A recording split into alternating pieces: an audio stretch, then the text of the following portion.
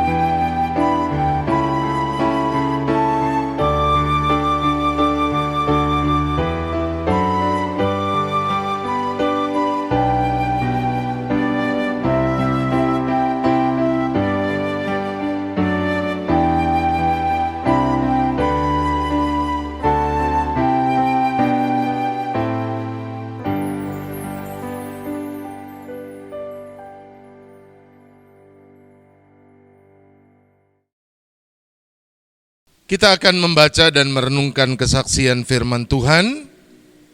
Pada saat ini kita akan membaca dan merenungkan Injil Tuhan Yesus Kristus menurut Lukas, pasalnya yang ke-24 ayat 36 sampai ayat yang ke-43.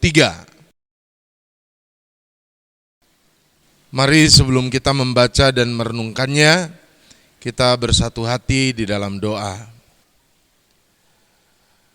Bapa kami yang di sorga, kami mengucap syukur untuk kesempatan yang Kau beri kepada kami kembali merenungkan firman Tuhan dan menghadirkannya sebagai tuntunan hidup bagi kami selaku orang-orang percaya.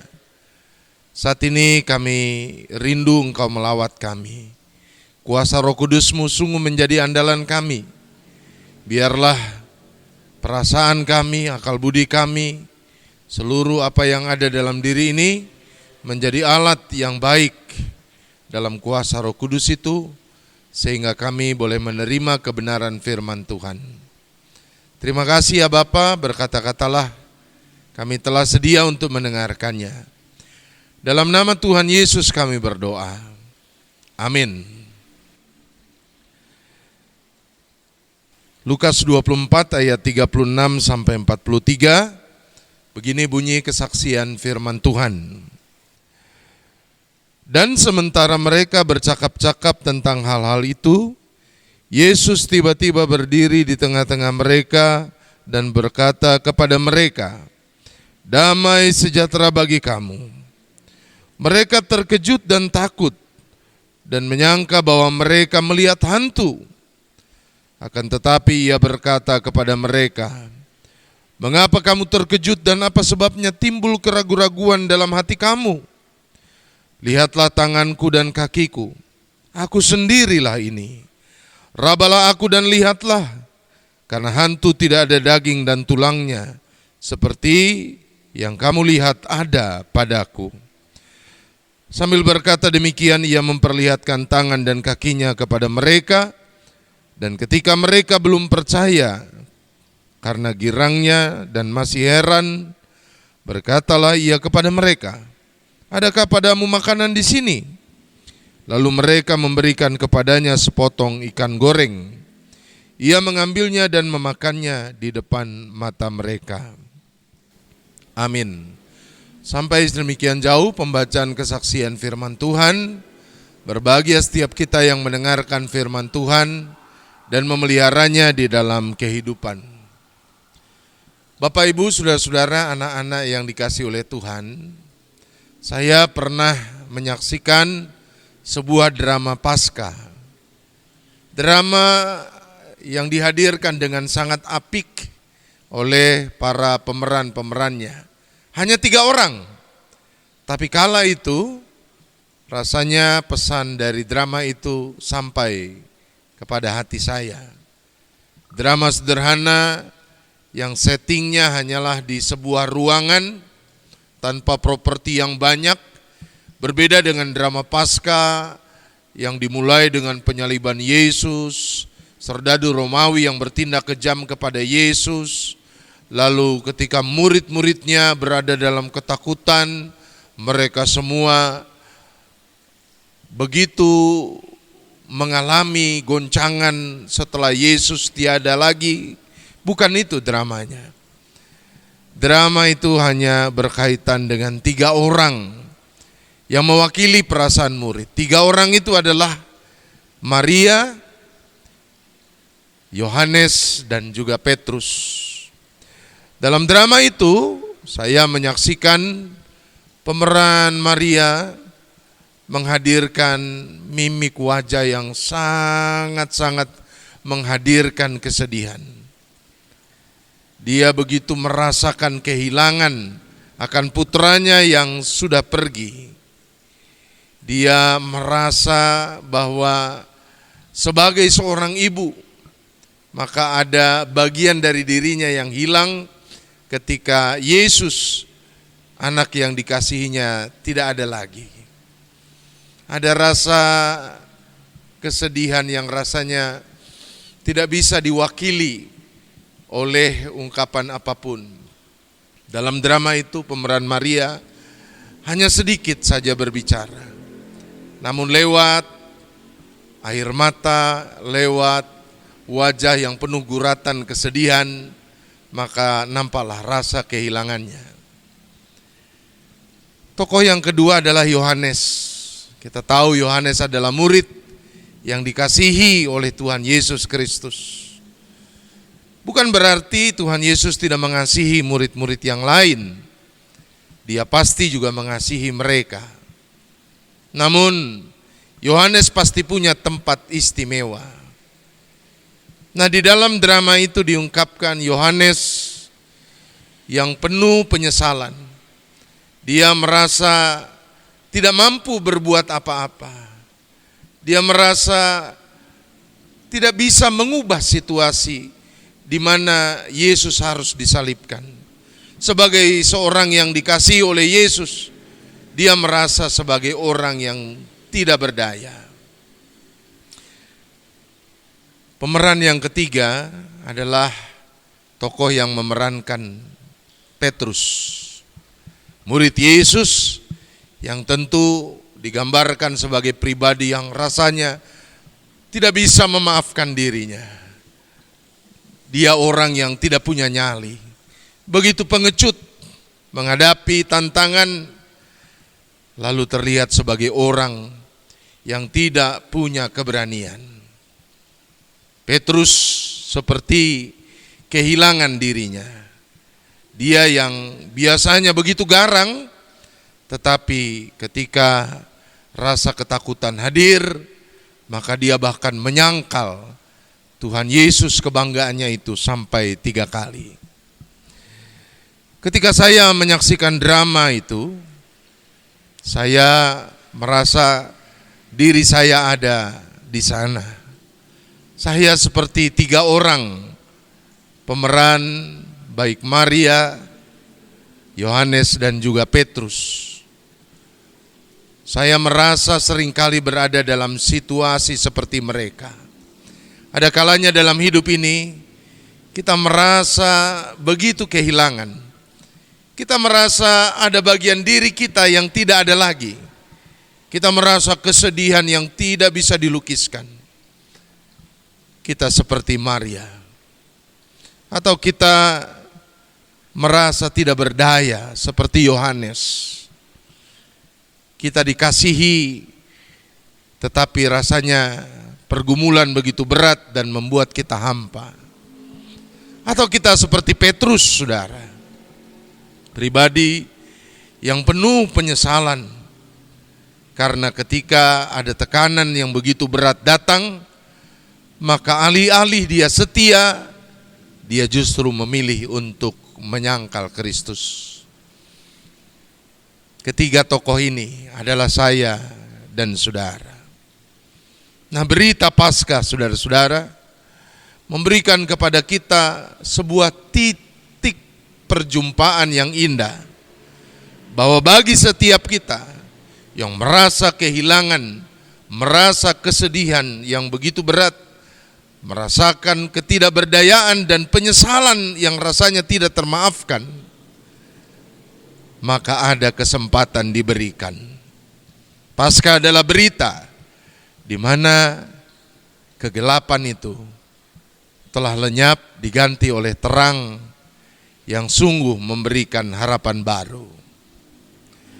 Nah, saudara-saudara, patut kita renungkan. Paskah ini sebetulnya adalah sebuah momen yang menghadirkan kekuatan luar biasa. Tapi mengapa sekalipun kita merayakannya setiap tahun, kita rasanya biasa-biasa saja, tidak terlalu merasakan dampak dari Paskah, dampak yang seharusnya maha dahsyat itu. Kemungkinan yang pertama, Bapak Ibu Saudara dan anak-anak, barangkali dalam hidup ini kita masih merasa diri kita terlalu hebat. Kita tidak merasa sebagai orang yang tidak punya daya lagi. Kita tidak merasa sebagai orang yang mengalami kehilangan dan kesedihan yang begitu berat. Kita tidak merasa sebagai orang yang melakukan kesalahan besar, yang lalu merasakan penyesalan yang sangat-sangat besar, sampai-sampai rasanya diri kita tidak termaafkan.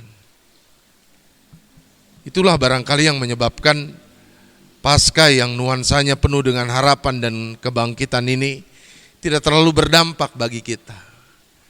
Atau kemungkinan yang kedua, kita lebih memilih untuk tetap berada di dalam ruangan tertutup. Gordengnya semuanya kita kunci, lampu semua kita matikan. Artinya apa? Kita lebih memilih terus ada di dalam kegelapan. Terang itu telah Allah sediakan melalui Kristus yang bangkit. Tapi kita lebih memilih untuk berkutat dengan pergumulan kita, masalah-masalah kita, terbelenggu dalam situasi yang berat, dan tidak berani untuk melangkah bersama Kristus yang menang itu. Karenanya hari ini sekali lagi kita diingatkan, kegelapan itu telah lenyap, terang itu telah datang dan memberi kita harapan.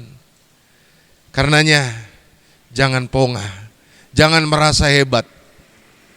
Ada titik dalam kehidupan kita di mana kita memang tidak punya daya, di mana kita pasti merasakan kesedihan yang berat, di mana kita tidak bisa mengubah keadaan, di mana kita melakukan kesalahan besar, bahkan rasanya penyesalan pun tidak cukup bagi kita. Jangan terus tetap ada di kamar yang tertutup, jangan tetap terus ada di dalam kegelapan. Bangkitlah. Kristus yang menang itu mengulurkan tangannya kepada saya dan saudara. Kiranya kasih Kristus selalu membuat kita mampu untuk menjalani kehidupan dengan lebih tegar, karena Dia tetap bersama dengan kita. Amin. Mari kita berdoa. Bapa kami yang di sorga, terima kasih untuk firman Tuhan ini. Menguatkan kami dalam hidup kami yang berat, dalam ketidakberdayaan dan penyesalan kami akan berbagai tindakan kami yang buruk di masa lalu. Kami sedih untuk setiap rasa kehilangan yang kami alami. Namun hari ini ya Bapa, Engkau menolong kami untuk bisa melanjutkan kehidupan kami, peziarahan iman kami. Melalui Kristus yang bangkit ada harapan. Karenanya biarlah kami terus menyambut kehidupan ini bersama dengan Engkau yang akan terus mengasihi kami. Kini kami tidak takut lagi. Kami ingin lepas dari kegelapan itu dan berjalan bersamamu, Sang Terang yang hidup.